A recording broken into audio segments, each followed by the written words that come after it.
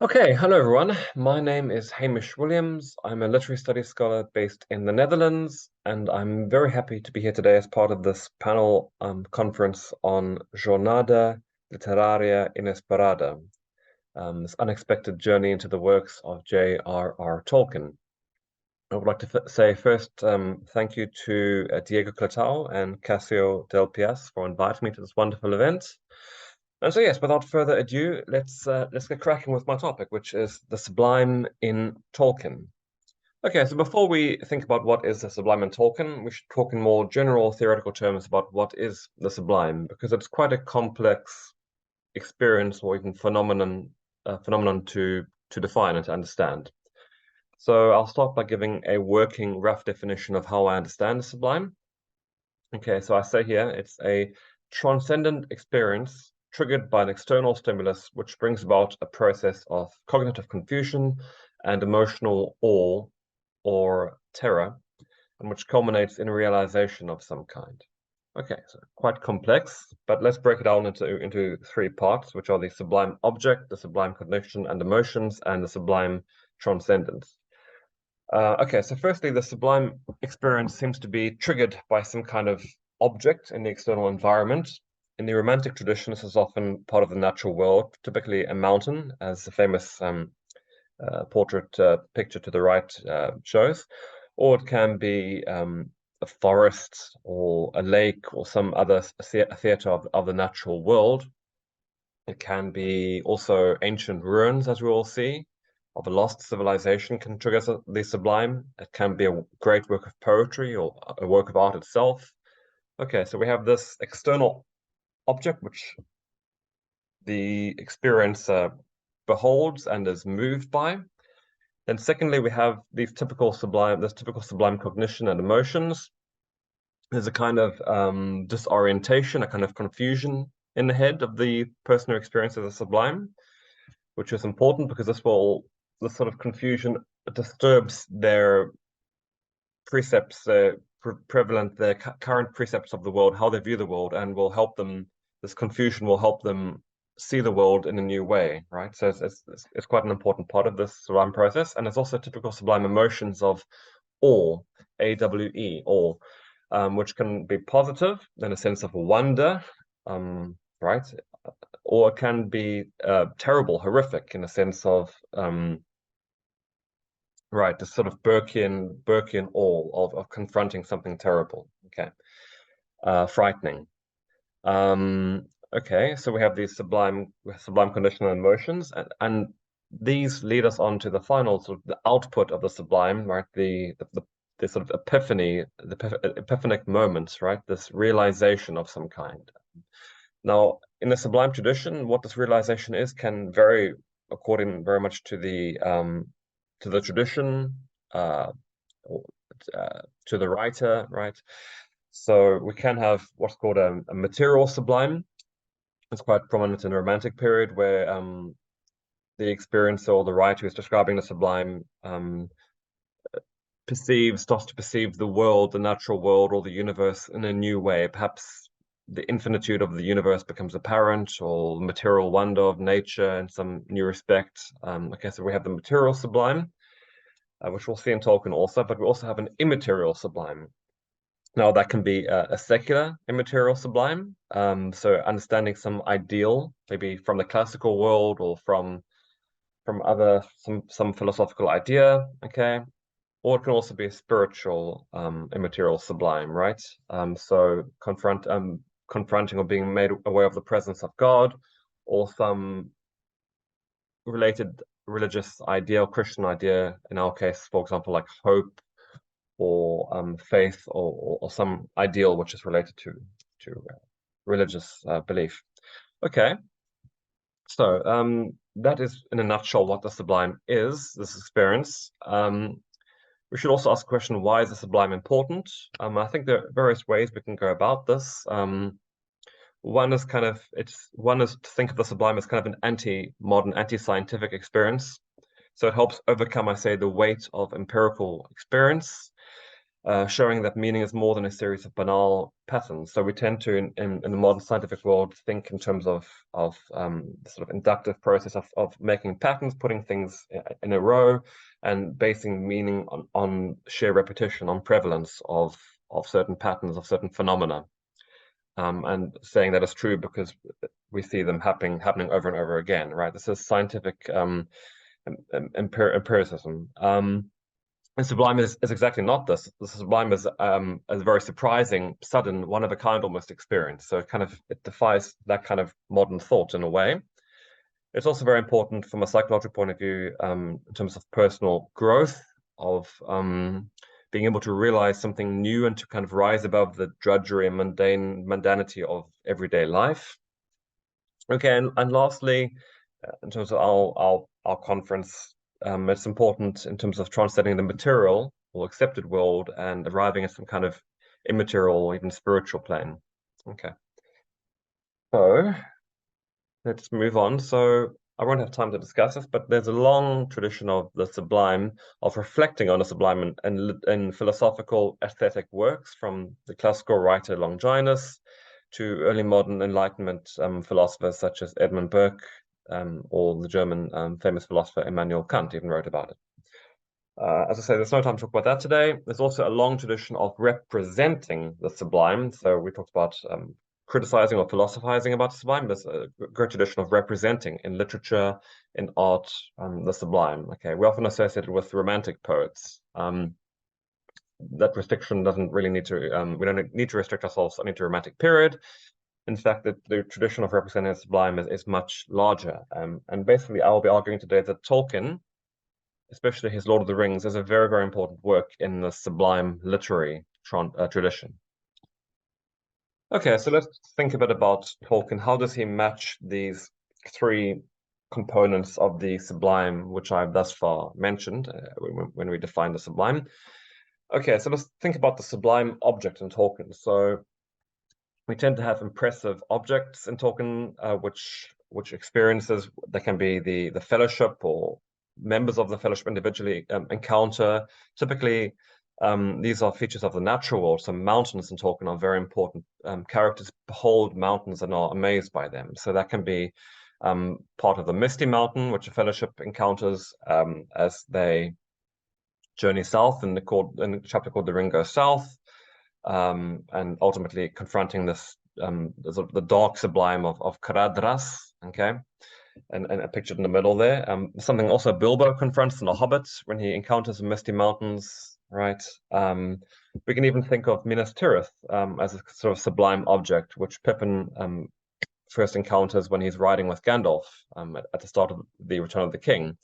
And Minas Tirith is, of course, built on a mountain. It's an ancient city, which makes it sublime in itself, but it's also built on the edge of a tall mountain, which adds to this sublime, grand feeling, right? This grand, magnificent, sublime object, which impresses, in this case, Pippin. Okay. It can also be forests, so sublime forests as objects. This can be in the middle there, the Old Forest, which I'll talk about more shortly. It can be Lothlorien on the right. It can be Mirkwood in The Hobbit as a kind of dark, sublime experience.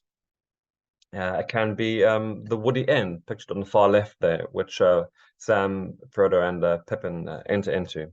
That narrative I won't talk about much more today, but that's a very important narrative in the Christian sublime, because the three hobbits encounter essentially angels, so elves who are singing and whose sort of footsteps give off this shimmer, this white light. Okay, so it's kind of a metaphor for an angelic experience in Tolkien's writing, and we also see that the hobbits have gained a sense of hope after encountering the elves. Okay, so that's also they get something from that sublime experience, which we'll see is important.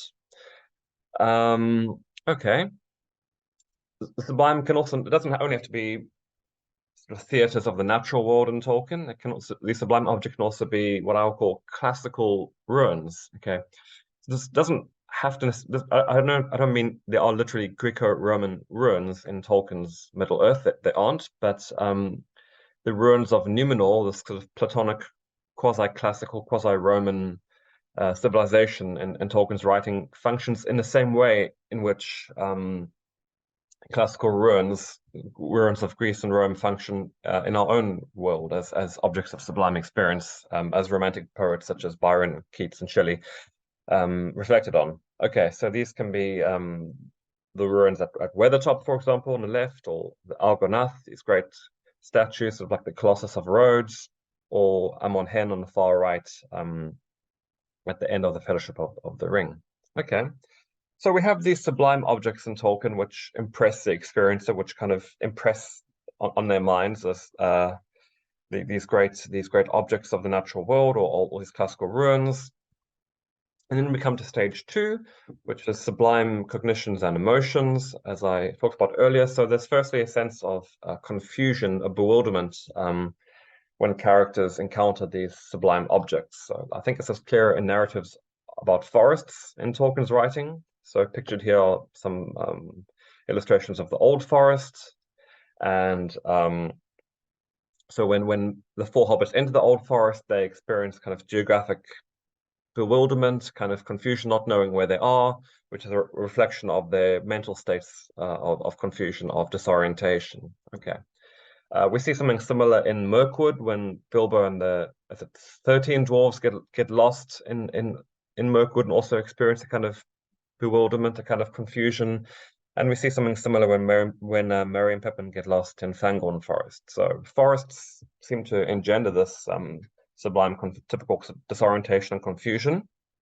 Yeah, but to get more to the emotions, these narratives, these sublime encounters in Tolkien's writings are also very important in terms of this typical sublime experience of awe and terror. Okay, so I think it's best to kind of get a sense of this through actually reading some of the passages from the Lord of the Rings, which I'll do now. So this is a passage from In the House of Tom Bombadil, at the very center of the sublime encounter with the old forest. Whether the morning and evening of one day or of many days had passed, Frodo could not tell. He did not feel either hungry or tired, only filled with wonder. The stars shone through the window, and the silence of the heavens seemed to be round him. He spoke at last out of his wonder and a sudden fear of that silence. Okay, so very characteristic of the sublime emotions here. We see references to wonder twice, a positive wonder, but also that negative sublime feeling of fear, of something which could consume, devour, destroy one, which is metaphorically what we have to risk when encountering a new idea. In a sense, we have to put ourselves at risk of something terrible, right? We could lose our past perception of the world, which is itself terrifying, right? Which explains the sort of that dark side of a sublime, which is so important to many sublime traditions, especially Edmund Burke's sublime, which is characterized as sort of Dionysiac, Nietzschean dark forest, right? Okay, let's move on to another passage. This is what Sam experiences very briefly in The Ring Goes South at Rivendell, also an ancient sort of settlement in the mountains. Sam walked beside him, saying nothing, but sniffing the air and looking every now and again with wonder in his eyes at the great heights in the east. The snow was white upon their peaks. Okay, so again, the reference to wonder here is very important. Okay, so mountains, right, forests, but also ruins, classical, as I say, Numenorean ruins in Middle-earth. So here's a description from the Great River. The left hand of each was raised palm outwards in a gesture of warning. In each right hand there was an axe. Upon each head there was a crumbling helm and crown. Great power and majesty they still wore, the silent wardens of a long-vanished kingdom. Awe and fear fell upon Frodo, and he cowered down, shutting his eyes and not daring to look up as the boat drew near. Even Boromir bowed his head as the boats whirled by, frail and fleeting as little leaves, under the enduring shadow of the sentinels of Numenor. Okay, awe and fear gripped Frodo. Okay. Right, so we have the sublime objects, we have the sublime emotions and cognitions, and now we move on to kind of the important. All the parts are important, but we move on to kind of the terminal, the epiphanic stage where characters realize hopefully something, not necessarily always, but they realize something during these sublime experiences. And what are these realizations? Well, as I said at the beginning, there are different types of sublime: material, immaterial, and within immaterial, sort of secular and also spiritual. So that there are different kinds of sublimes, and we see this represented in Tolkien's writing. Okay, it's not just one type of sublime transcendence. Okay, let's start with some classical ruins. What do the hobbits experience at these ruins? Okay, let's start at the far right with Amon Hen. So Frodo climbs to the top of this ancient Númenórean, early Gondorian ruin after his encounter with Boromir. And what does he get? He gets knowledge. He gets a glimpse of futurity. He sees all the movements like ants of the different people across Rohan, Gondor, all the lands, the battles which are to come. So he gets kind of an insight, a kind of a visual, but also not just visual, but also kind of a knowledge of what's happening in the world. So that provides him with a very clear advantage. Okay. Okay, what about at the Argonath? So after Frodo is kind of impressed with awe and terror by these sort of Colossus of Rhodes like statues, he turns to Aragorn and doesn't see old Strider anymore. He sees as it were kind of an old Númenórean, an ancient Númenórean king who looks completely different to Frodo, right? So he kind of sees Aragorn in a new light. Aragorn is representing the kind of patriotic virtues of ancient Gondor and Númenor, which are wisdom, moderation, kindness, all these sort of Platonic virtues, which we see in early Númenor and which we see in characters like Faramir and Aragorn, sort of the good king symbol, persona, right, archetype. Okay, so that's kind of the revelation there. This sort of we can call it a patriotic sort of sublime, or something which the Romantic poets would have experienced when they went to Greek ruins and would have felt ancient Greek classical virtues such as eleftheria, freedom, okay, in the early 19th century, in which captured their imagination, and they wanted to take these virtues and kind of reinvigorate them in modern life, just as Aragorn will reinvigorate the ancient virtues in Gondor. Okay, these are again secular patriotic virtues, although obviously Númenor has a spiritual side, but okay. And what about at the Weathertop, the left-hand picture? Okay, so Frodo again, and other hobbits experience knowledge there, right, of the ancient past. Aragorn sings a song of the first, I think it's called the Last Alliance, rather. Okay, so they get a sense of ancient history. They're kind of enlightened. What else? But it's also at the spot where Frodo is kind of again connected with Gandalf. When he's at the top, he remembers Gandalf, and in spite of the kind of the terror of being surrounded by the Nazgul, the Black Riders, he has a sense that Gandalf was there, and this gives him hope. And this virtue of hope, this experience of hope during a sublime moment is very important, a Christian virtue, which I referred to earlier. Okay, let's move along. So we have material sublime also in Tolkien, when characters realize the sheer immeasurability and grandeur of nature itself. Nature, in the case of Caradhras, which doesn't always care about the hobbits and the Fellowship and their goals and plans and what they want to do, and nature which has its own kind of preoccupations, right? So that itself is a kind of revelation for feeling as if one is just one very small part of a much larger universe. Okay, that kind of takeaway. But there's also something more concrete, which the hobbits experience in the house of Tom Bombadil in the middle of the old forest. So here's a narrative from that. So Tom Bombadil, told the hobbits tales of bees and flowers, the ways of trees and the strange creatures of the forest, about the evil things and good things, things friendly and unfriendly, cruel things and kind things, and secrets hidden under branches. As they listened, they began to understand the lives of the forest, apart from themselves. Indeed, to feel themselves as strangers where all other things were at home. So they're sensing the breadth and depth of nature, right, which they hadn't experienced before, and they feel like outsiders, right, to this realm. Okay, so they've been enlightened to this immeasurability of nature. This is the material sublime, essentially. Okay, but even though the old forest is this lush material realm, it's interesting in Tolkien's narrative, actually, that the immaterial sublime, especially the spiritual sublime, is to be found at the center of this material experience. So I'll try and summarize this quickly because I'm running out of time already. But the hobbits are in this kind of dark, Dionysiac, chaotic, all-devouring forest, right? Where Old Man Willow literally wants to eat them, to suck them into his roots, and Frodo's drowning, and Merry and Pippin are, they're being eaten by the tree in a sense. Okay, they're kind of being swallowed up by nature.